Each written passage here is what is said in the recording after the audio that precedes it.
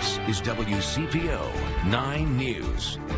Now at 5:30, an outbreak of COVID-19 at the Campbell County Detention Center to talk about. Similar outbreaks have hit corrections facilities all across the country over the last 10 months. And reporter Whitney Miller spoke to a local family concerned about the status of their loved one. One day she was talking to her fiance, the next day she wasn't. It's what Deja Bishop told me about Pierre Taylor. He was awaiting trial here at the Campbell County Detention Center. Now she doesn't know what hospital he's being treated in or the status of his health. Just looking at them under the current inmate status is the only way to tell if they're still alive. It's a waiting game for Deja Bishop and her family. Daily, she's online checking to see that her fiance, Pierre Taylor, is still listed as an inmate at the Campbell County Detention Center. I mean, of course, we're frustrated. We've been praying.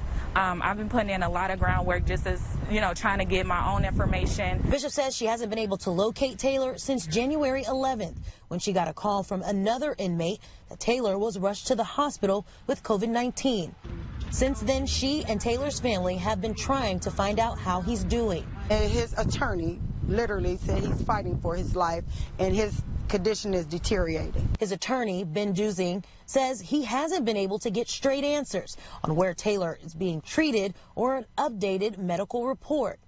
You kind of get passed around, which is not what you want to happen when you've got people that may be on their deathbed. Duzing was able to learn that Taylor had been in a medically induced coma and been put on and off a ventilator. But that is all they know. In fairness, there's no protocols for this. We're doing this for the first time, so usually everybody just defaults to the policy or the procedure, but we're off the grid here. We spoke with Jim Daly, the county jailer, who said he couldn't comment on Taylor's medical condition or location. He did say that several people in the facility, including inmates and jail staff, have contracted the virus. 2 of his staff members are in critical condition and several out because of COVID. He says the first case was reported in December.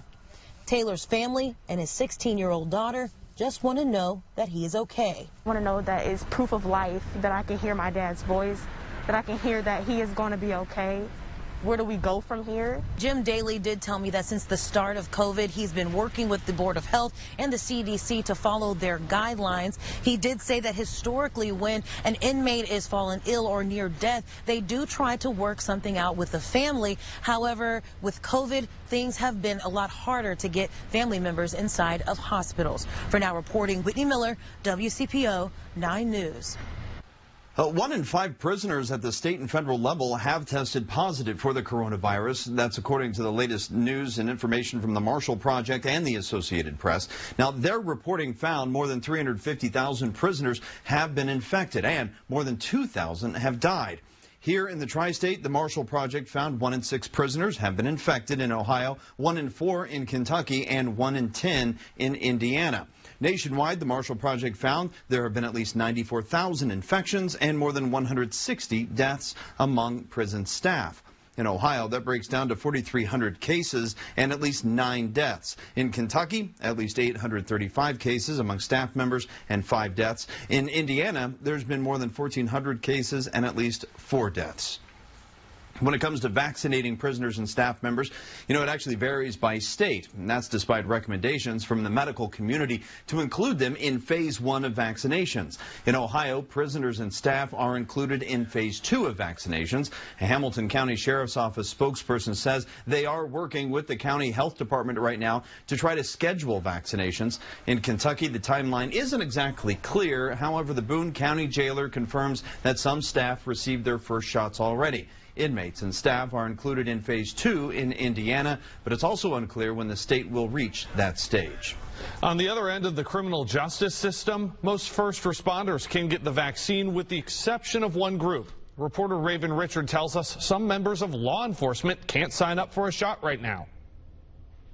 Deputies at the Butler County Sheriff's Office are not allowed to get COVID vaccines right now, and Sheriff Richard Jones is sounding off. It's the most unorganized anything I've ever seen in my entire life. Butler County Sheriff Richard Jones is heated. In Ohio, EMS responders and healthcare workers can get the COVID-19 vaccine. Kentucky, first responders, cops are at the first tier. In Ohio, I don't even know if we're on any tier at all. Law